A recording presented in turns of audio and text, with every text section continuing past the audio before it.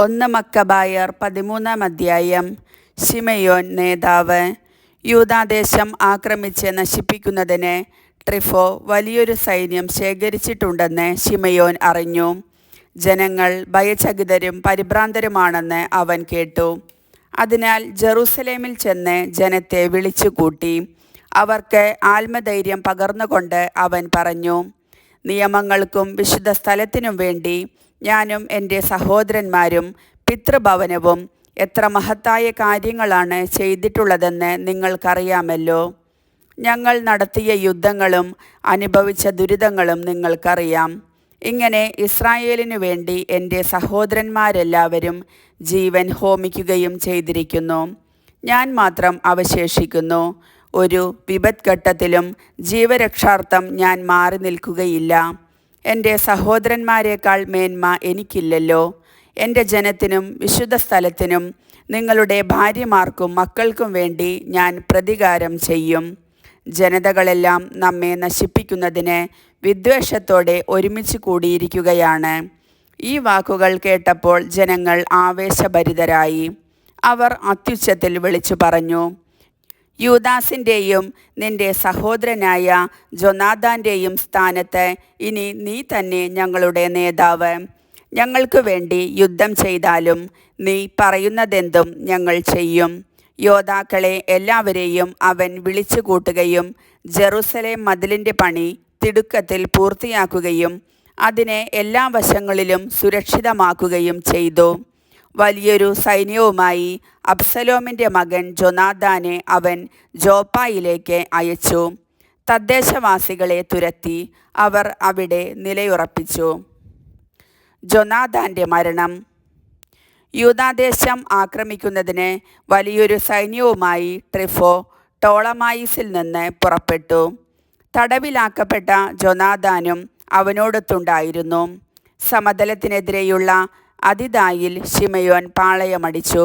സഹോദരനായ ജോനാഥാനു പകരം ശിമെയോൻ നേതൃത്വമേറ്റെടുത്തുവെന്നും അവർ തന്നോട് ഏറ്റുമുട്ടാൻ പോകുന്നുവെന്നും അറിഞ്ഞ ട്രിഫോ ദൂതന്മാരെ അയച്ച് അവനോട് പറഞ്ഞു, താൻ അലങ്കരിച്ചിരുന്ന സ്ഥാനങ്ങളുമായി ബന്ധപ്പെട്ട് നിന്റെ സഹോദരനായ ജോനാഥാൻ രാജകീയ ഭണ്ഡാരത്തിലേക്ക് നൽകേണ്ട പണത്തിനു വേണ്ടിയാണ് ഞങ്ങൾ അവനെ തടഞ്ഞു വച്ചിരിക്കുന്നത്.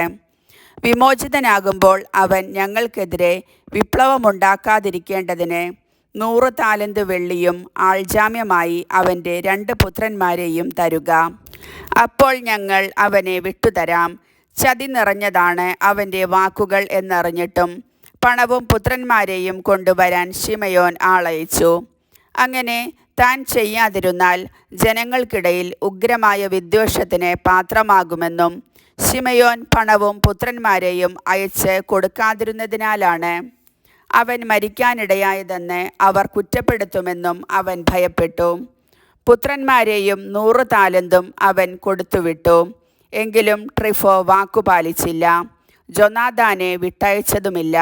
രാജ്യം ആക്രമിച്ചു നശിപ്പിക്കുക എന്ന ഉദ്ദേശ്യത്തോടെ ട്രിഫോ അദോരയിലേക്കുള്ള മാർഗത്തിലൂടെ ചുറ്റി വന്നു. എന്നാൽ അവർ ചെന്നിടങ്ങളിലെല്ലാം ശിമെയോനും സൈന്യവും അവർക്കെതിരെ മുന്നേറിക്കൊണ്ടിരുന്നു. മരുഭൂമിയിലൂടെ വരണമെന്നും തങ്ങൾക്ക് ഭക്ഷണം എത്തിച്ചു തരണമെന്നും ആവശ്യപ്പെട്ടുകൊണ്ട് കോട്ടയിലുണ്ടായിരുന്നവർ ട്രിഫോയുടെ അടുക്കൽ ദൂതന്മാരെ അയച്ചുകൊണ്ടിരുന്നു. തൻ്റെ അശ്വസൈന്യത്തോടെ പുറപ്പെടാൻ ട്രിഫോ തയ്യാറായി. എന്നാൽ ആ രാത്രിയിൽ കനത്ത ഹിമപാതമുണ്ടായതിനാൽ പോകാൻ കഴിഞ്ഞില്ല. അതിനാൽ അവൻ ഗിലെയാദ് ദേശത്തേക്ക് കടന്നു. ബാസ്കാമായുടെ സമീപമെത്തിയപ്പോൾ അവൻ ജോനാഥാനെ വധിച്ച് അവിടെ സംസ്കരിച്ചു. ട്രിഫോ തിരിച്ച് സ്വന്തം നാട്ടിലേക്ക് മടങ്ങി. ശിമെയോൻ തൻ്റെ സഹോദരനായ ജോനാഥാൻ്റെ അസ്ഥികൾ എടുപ്പിച്ച് പിതാക്കന്മാരുടെ നഗരമായ മൊദയിനിൽ സംസ്കരിച്ചു. ഇസ്രായേൽ മുഴുവൻ അതിയായ ദുഃഖത്തോടെ അവനെ ചൊല്ലി വിലപിച്ചു. അനേക ദിവസം അവർ ദുഃഖം ആചരിച്ചു. ശിമെയോൻ തൻ്റെ പിതാവിൻ്റെയും സഹോദരന്മാരുടെയും ശവകുടീരങ്ങൾക്കുമേൽ ഒരു സ്മാരകം പണിതു. എല്ലാവർക്കും കാണത്തക്ക വിധം മിനുക്കിയ കല്ലുകൾ കൊണ്ട് അതിൻ്റെ മുൻപിൻഭാഗങ്ങൾ ഉയർത്തിപ്പണിതു. പിതാവിനും മാതാവിനും 4 സഹോദരർക്കുമായി പരസ്പര അഭിമുഖമായ 7 പിരമിഡുകൾ അവൻ സംവിധാനം ചെയ്തു. ചുറ്റും സ്തംഭങ്ങൾ നാട്ടുകയും സ്തംഭങ്ങളിന്മേൽ ശാശ്വത സ്മാരകമായി ആയുധ സാമഗ്രികളുടെ മാതൃക കൊത്തിവയ്ക്കുകയും ചെയ്തു. അവയോട് ചേർന്ന് സമുദ്രസഞ്ചാരികൾക്ക് കാണത്തക്ക വിധം കപ്പലുകളുടെ മാതൃകയും കൊത്തിവച്ചു. മൊദയിനിൽ അവൻ പണികഴിപ്പിച്ച ഈ ശവകുടീരം ഇന്നും നിലനിൽക്കുന്നു. ദമത്രിയസുമായി സഖ്യം. യുവരാജാവായ അന്തിയോക്കസിനെ ട്രിഫോ ചതിച്ചു കൊന്നു. അവൻ്റെ സ്ഥാനത്ത് ഏഷ്യയുടെ കിരീടമണിഞ്ഞ് അവൻ രാജാവായി ദേശത്തെ വലിയ വിപത്തു വരുത്തിവെച്ചു. എന്നാൽ ശിമയോൻ യൂദയായിലെ ശക്തിദുർഗങ്ങൾ പുനരുദ്ധരിക്കുകയും ചുറ്റും ഉയർന്ന ഗോപുരങ്ങളും വൻമതിലുകളും നിർമ്മിക്കുകയും വാതിലുകൾക്ക് ഓടാമ്പലുകൾ പിടിപ്പിക്കുകയും ചെയ്ത് അവയെ സുരക്ഷിതമാക്കി. ശക്തിദുർഗങ്ങളിൽ ഭക്ഷണപദാർത്ഥങ്ങളും സംഭരിച്ചു. അവൻ ഏതാനും പേരെ തിരഞ്ഞെടുത്ത് ദുരിതാശ്വാസ സഹായം അഭ്യർത്ഥിച്ചുകൊണ്ട് ദമത്രിയൂസിൻ്റെ അടുത്തേക്ക് അയച്ചു. എന്തുകൊണ്ടെന്നാൽ രാജ്യം കൊള്ളയടിക്കുക മാത്രമേ ട്രിഫോ ചെയ്തുള്ളൂ. അവരുടെ അഭ്യർത്ഥനയ്ക്ക് ദമത്രിയൂസ് രാജാവ് അനുകൂലമായ മറുപടി നൽകി. കത്ത് ഇപ്രകാരമായിരുന്നു: പ്രധാന പുരോഹിതനും രാജാക്കന്മാരുടെ മിത്രവുമായ ശിമയോനും ശ്രേഷ്ഠന്മാർക്കും യഹൂദജനത്തിനും ദമത്രിയൂസ് രാജാവിൻ്റെ അഭിവാദനം. നിങ്ങൾ കൊടുത്തയച്ച സ്വർണ്ണക്കിരീടവും ഈന്തപ്പനക്കൊമ്പും ഞാൻ സ്വീകരിച്ചിരിക്കുന്നു. നിങ്ങളുമായി ശാശ്വത സമാധാനം സ്ഥാപിക്കാൻ വേണ്ടി കപ്പത്തിൽ നിന്ന് നിങ്ങൾക്ക് ഇളവ് നൽകേണ്ടതിന് ഞങ്ങളുടെ സേവകർക്ക് എഴുതാൻ ഞങ്ങൾ തയ്യാറാണ്. നിങ്ങൾക്ക് അനുവദിച്ചിട്ടുള്ള ആനുകൂല്യങ്ങളൊക്കെ പ്രാബല്യത്തിൽ തുടരും. നിങ്ങൾ നിർമ്മിച്ച ശക്തിദുർഗങ്ങൾ നിങ്ങളുടെ അധീനതയിൽ തന്നെ ഇരിക്കും. ഇന്നോളമുണ്ടായിട്ടുള്ള വീഴ്ചകളും അതിക്രമങ്ങളും ഞങ്ങൾ ക്ഷമിക്കുന്നു. നിങ്ങൾ നൽകേണ്ട കിരീട നികുതി ഞങ്ങൾ വേണ്ടെന്ന് വയ്ക്കുന്നു. ജെറുസലേമിൽ നിന്ന് പിരിച്ചിരുന്ന മറ്റു നികുതികൾ ഇനി പിരിക്കുന്നതല്ല. എൻ്റെ അംഗരക്ഷകരാകാൻ യോഗ്യതയുള്ളവർ നിങ്ങൾക്കിടയിൽ ഉണ്ടെങ്കിൽ അവരെ നിയമിക്കുന്നതാണ്. നാം തമ്മിൽ സമാധാനം നിലനിൽക്കട്ടെ. 170-ാം ആണ്ടിൽ വിജാതീയരുടെ നുകം ഇസ്രായേലിൽ നിന്ന് നീക്കം ചെയ്യപ്പെട്ടു. സമുന്നതനായ പ്രധാന പുരോഹിതനും യഹൂദരുടെ സേനാധിപനും നേതാവുമായ ശിമയോൻ്റെ 1-ാം ഭരണവർഷം എന്ന് അന്നു മുതൽ തങ്ങളുടെ പ്രമാണങ്ങളിലും കരാറുകളിലും അവർ എഴുതാൻ തുടങ്ങി. ഇസ്രായേലിന് സ്വാതന്ത്ര്യം. ശിമയോൻ ഗസറായ്ക്കെതിരെ പാളയമിടിച്ച് അതിനെ വളഞ്ഞു. യന്ത്രമുട്ടിയുണ്ടാക്കി നഗരത്തിൻ്റെ മതിലുകൾ ഇടിച്ചു പൊളിച്ച് ഒരു ഗോപുരം കൈവശപ്പെടുത്തി. യന്ത്രമുട്ടിയോടൊപ്പമുണ്ടായിരുന്നവർ നഗരത്തിൽ കടന്നു. അവിടെ വലിയ സംഭ്രാന്തി ഉളവായി.